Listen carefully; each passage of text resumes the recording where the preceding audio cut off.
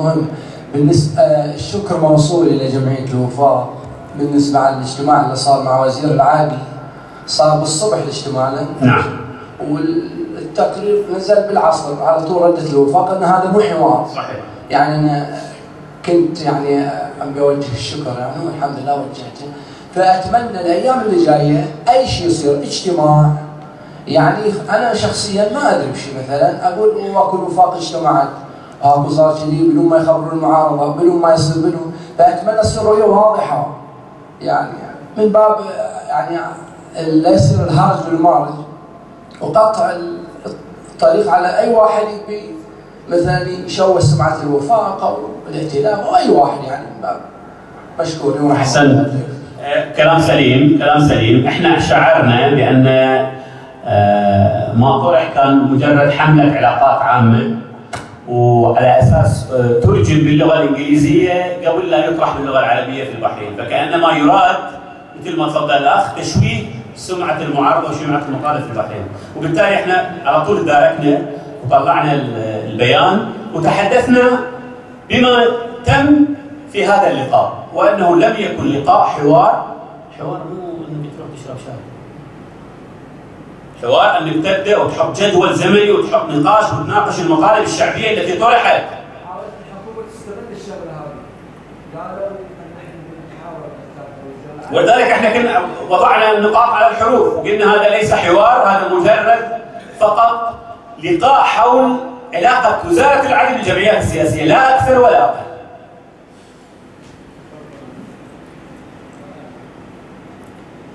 أستاذ جليل، نحن نقدر صمودكم الشامخ وثباتكم الصلب، لكن نحتاج لبعض التوضيحات من قبلكم، فهناك أسئلة تحتاج لإجابات وافية وواضحة.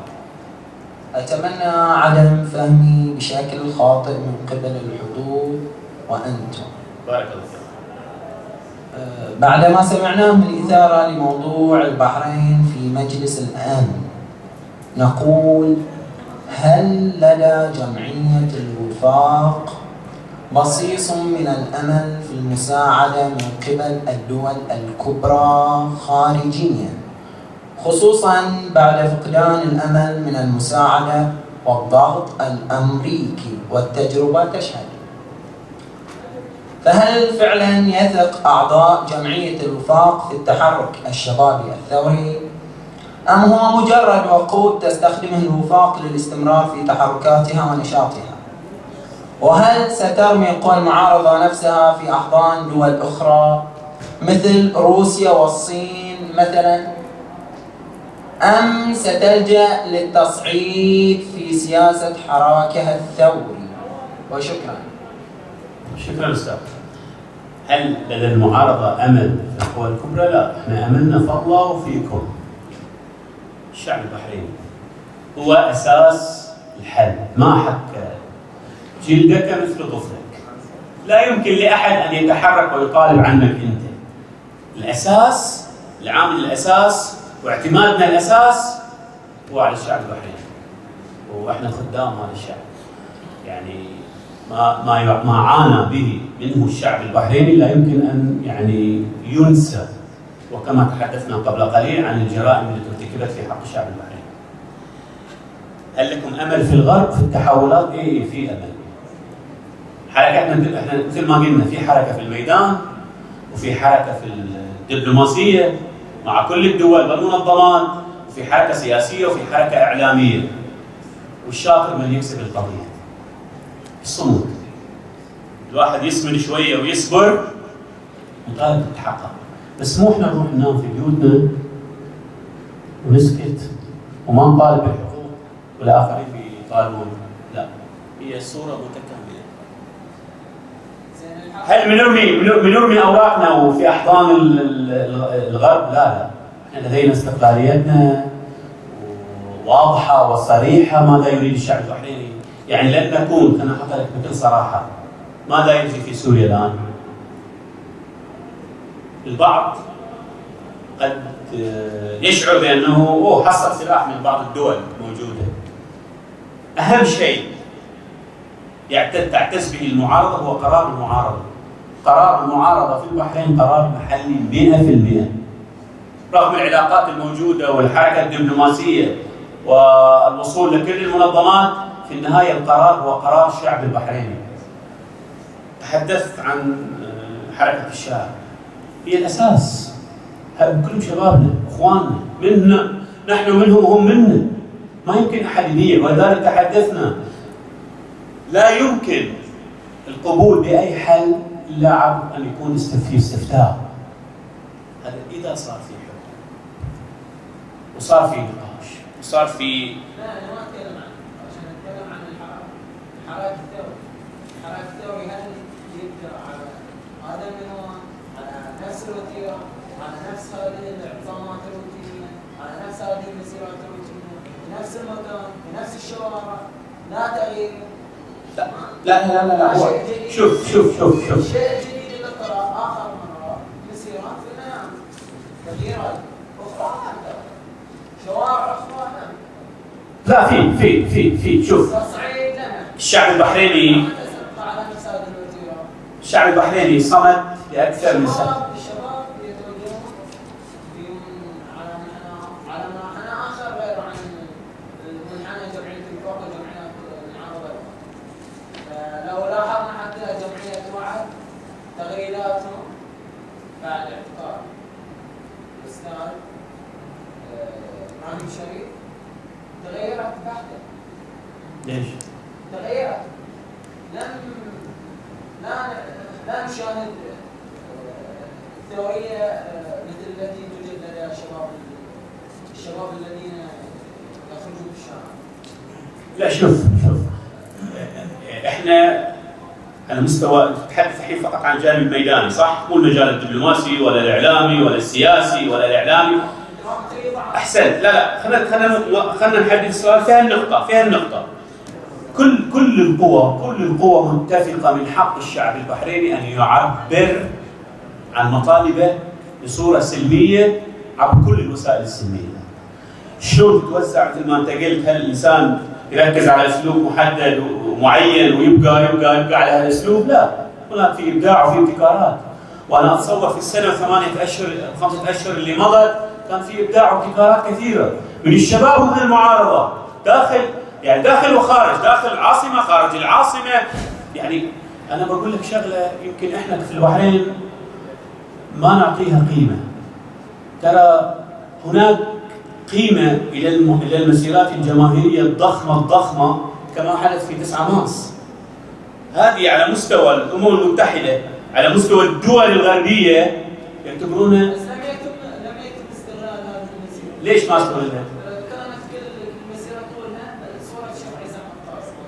ليش ما استغلت يعني قصدك؟ يعني ما رفعنا شعارات كانت نفس الشعارات اللي يعني إذا كنت متابع حتى تصعيد في مسيرة بس ما في تصعيد. الهدف مو التصعيد. الهدف هي المطالب. ما قاعدين نسوي شيء، بس قاعدين نطلع نفس.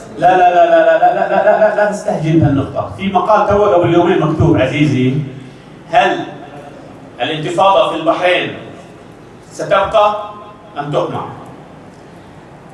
أنا هذه بس مثال أعطيك إياه حاضر الآن. تحدث عن 5 أسباب تجعل انتفاضة البحرين مستمرة وعصية عن القمع. منها حيوية الشعب البحريني وتلاويل الشعب البحريني واستمراره في الشارع. ترى لا يعني هذه الدماء التي تسقط الآن هي دماء مقدسة. يعني المعارضة والشعب البحريني ترى مو متهور، بس مو خنوع، مو ذليل، مو خائف، وبالتالي متواجد في كل الساحات رغم القمع. هذه المسيرة تتحدث عنها كل الدول الموجودة. يعني اليمن المسيرات ظلت مستمرة إلى يومك. مصر من يصير في خلل راحوا ميدان التحرير. مسيرات مطلوبة عزيزي، بس أنا أتفق معك. لا بنفس الزخم. المصري قاعد يضعف، اليمني ضعف، مو قاعد يضعف، ضعف. الزخم البحريني قوي ولا زال قوي، بس أحسن. فأنت تسأل عن ويش؟ عن أساليب مو تصعد، تسأل عن أساليب. هو متصاعد. أنت تسأل عن أساليب تجعله يستمر، صح؟ هذا اللي فهمته منك؟ يعني عندك خشيه انك توقف؟ ستتجهون الى الاضراب العمالي مثلا واضراب الطلاب الانسان. ما هو الاقتراح؟ انا اسال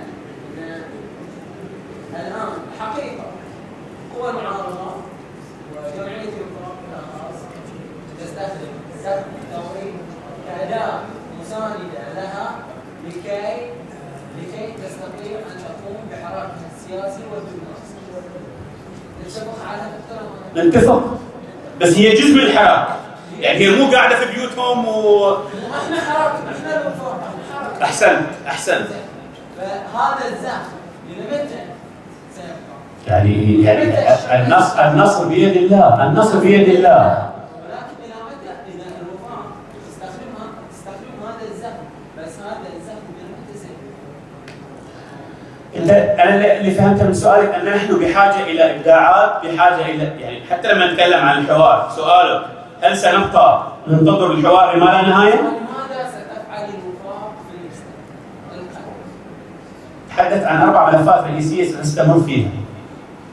ستستمر بالمظاهرات السلميه في كل الشوارع، في كل المناطق، في العاصمه وخارج العاصمه. 1. تستمر في النضال الاعلامي داخل البحرين وخارج البحرين. ترى اذا ما في اعلام احنا محاصرين اعلاميا. ترى اذا ما نفكك هذا الحصار الموجود علينا، لو تطلع 100,000 مظاهره في البحرين ما حد يغطيها ولا كان لها اثر.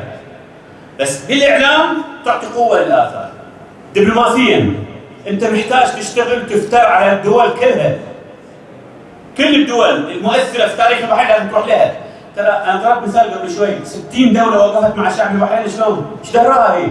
اذا انت ما تروح لها وتطق بابها وتعطيها ملف وفي صور من التعذيب وفي القتل والشهداء، شلون توقف وياك؟ اذا ما تروح تجتمع معاهم وتصرف فلوس وتسافر لهم وتقعد معاهم داخل وخارج، مطلوب هذا الحراك. مثل ما انت الان تتحدث عن الحراك الميداني، بعد مطلوب الحراك السياسي والحراك الاعلامي والحراك الدبلوماسي، وكله مثل ما فضلت يكمل بعضها. كله يكمل بعضها. الله يحفظك ان شاء الله.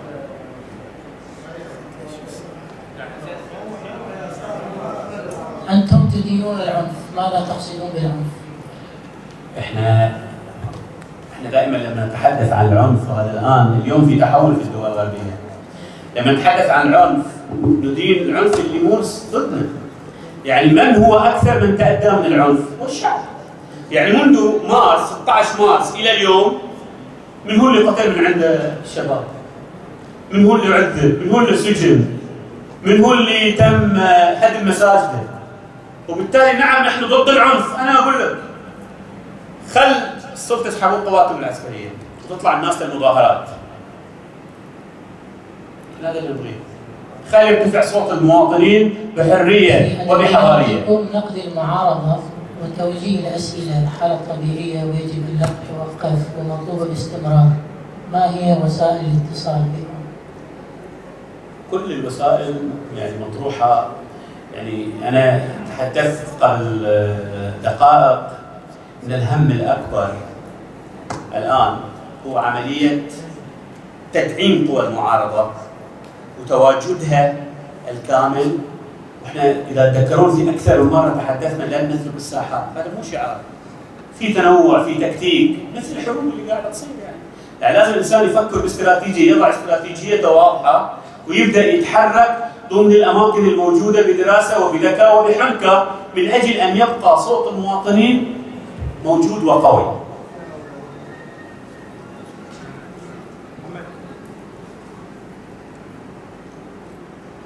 السؤال: هل جمعية الوفاق أو جميع الجمع تتفق مع جميع مطالب الشعب؟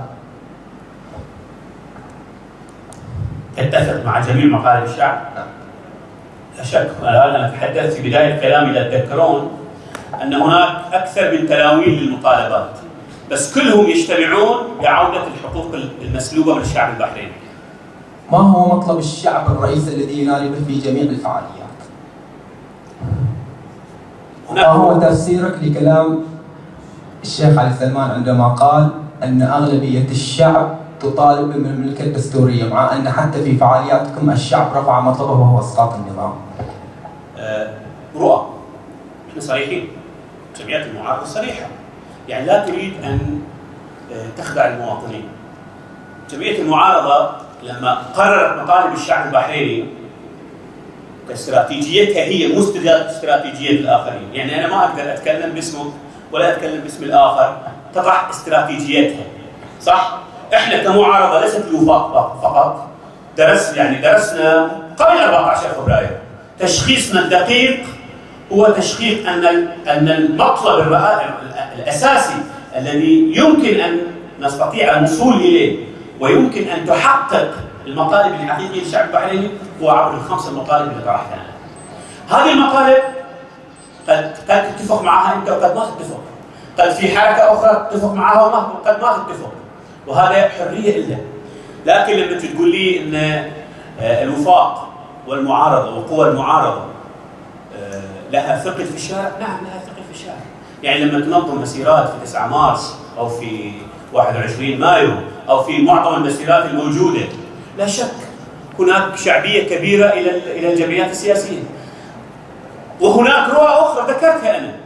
بس صيغة المطالب السياسية على فكرة هي ليست فقط الجمعيات المعارضة، يعني طرح المعارضة يتواصل مع المعارضة في الخارج والمعارضة في السجون والقيادات العلمائية والقيادات الوطنية. هذه رؤية كبيرة واسعة يؤمن بها الشعب البحريني، لا تحتكر ولا ترفض الرؤى الأخرى.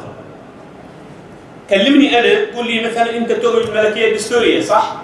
قل لي أنت على أي أساس اخترت هذه المطالب، أنا أجاوبك، بس ما أقدر أنا أنتقد الآخرين. أنا أقول في ضوء المعادلة الدولية، في ضوء الإمكانيات الشعبية، في ضوء الحصار الموجود على الشعب البحريني، في ضوء ما يمكن أن يتم تحقيقه، هي هذه استراتيجيتنا. ولذلك احنا قلنا من حق الشعب البحريني أن تكون عنده أكثر من خيار. حتى المعارضة قد تتغير خياراتها، بس هذه الخيارات المعلنة الآن للشعب البحريني. زين أستاذ، هل الاعتصامات أو المسيرات اللي نفس ما قال الأخ في مكان واحد هل تلبي مطالبنا؟ أنا في نظري إنه ما تلبي مطالبنا، حتى وزير ما يتحبس. لا هاي لا، شوف خلينا نفرق عزيزي، انت فاهم، خلينا نفرق. في فرق بين الاهداف والمطالب والاليات، صح؟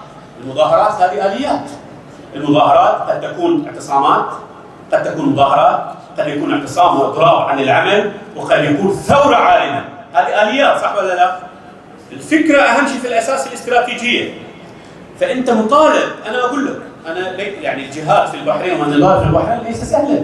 يعني لا انا ما اقدر اخدعك ولا اقدر اقول احنا خلاص احنا مبنيين الملكيه الدستوريه ونروح ننام وتتحقق. حتى الملكيه الدستوريه يا عزيز درسها ليست سهله. ليست سهله انك انت توصل الى مكامن السلطه ويكون للشعب قرار في اداره البلد، هذا ليس سهلا. حتى لو كانت مطلب المملكه الدستوريه لازم تسوي شيء قوي تزلزل به عشان تحصل المطالب اللي تبغيها، تخرج بالقليل. يعني الفعاليات هي الاعتصامات ما تزلزل. مثلا طالب بدائل صح؟ نبغي تصعيد. وهذا يدرس كل الخيارات. احنا نلتقي كمعارضه في الاسبوع مرتين. تقييم لكل الاوضاع الموجوده في البحرين والدوليه. وعلى اساسها نختار الاليات المناسبه. شيء ليس بالسهل، انا اتفق معك، تحتاج الى جهاد، تحتاج الى نضال من اجل الوصول الى المطالب العادله. يجب ان يكون في ابداع وساعات، يجب ان يكون في تصعيد. انا اتفق معك. يعني كل شيء الحين تحت ضوء الدراسه، هل؟ لا مو تحت الدراسه، احنا بشكل دوري يعني مثل ما قلت لك كل اسبوع البرامج الفعاليات وبرامج الحركات تدرس. الجمعيه طبعا السؤال مو من عندي. تفضل. الجمعيه تعول دائما على الحوار، ونحن نسال ماذا بعد الحوار وماذا ان لم نحصل على الحوار؟ احسنت، سؤال جوهري. انا قلت قبل ساعه قبل بدايه حديثنا، الحوار هل هو شيء مقدس؟ نريد حوار، بس اي حوار نريد حوار جاد، مو حوار شكلي. نريد حوار في تكافؤ، مو واحد يجي يفرض اجنده ويقول لك خذها. ترى حصلت تجارب في فبراير 2011 ومارس وفبراير 2012. دخلنا في لقاءات، لما شفنا هاي اللقاءات غير جاده لا تسترجع الحقوق. الهدف الاساسي اللي اربط فيه الحوار او اي اليه اخرى مدى قدره هذه الاليه على استرجاع الحقوق للشعب البحريني. اذا بعد ازيد عليك شرط اخر باقل الخسائر، انا ما ابغي شباب يقتلون، بس هل انا بضل مفتوح اقول حوار حوار حوار حوار والطرف الاخر ما يبغى حوار؟ لا، خلينا نقيم. هذا هو الحوار، هو التفاوض. فخلنا نركز على الهدف الاساس. يعني انا ثق 100% المعارضه لن تدخل حوار ما يسترجع حقوق الشعب البحريني. المعارضه لن تقبل باي حوار غير جاد وما يعطي حلول حقيقيه. هل في بدائل اخرى؟ في بدائل اخرى. ماذا لو كان الشعب لا يوافق على هذا الحوار؟ وبيتقدم لان الساحه غير او ليش ما يكون الحوار باستفتاء شعبي؟ يعني لا يعني هو في يعني انت يعني ما في بلد، يعني لو البلد في حريه ومفتوح ويعتمد على الاساليب السياسيه كان طرحت هذا الموضوع. لكن السؤال احنا اللي نقوله ان هل الجمعيات السياسيه تمنع الاخرين من طرح رؤيتهم؟ لا. كل واحد من حقه ان يعبر عن رايه، كل واحد من حقه ان يطرح مشروعه. يعني اليوم من الرؤى المطروحه في الشارع مو بس فقط اسقاط النظام، في رؤى اخرى، في قضيه تقرير المصير تطرح، صح ولا لا؟ فاحنا كجمعيات سياسيه دائما ندرس هذه الافكار وهذه الاقتراحات، قد نغير رؤيتنا بس ما نحجب. يعني هذا اهم شيء عزيزي، ما نمنع اي احد من طرح رؤيته، وقد تكون رؤيته ادق وانسب للشعب البحريني. كل واحد من حقه ان يبدي باقتراحه.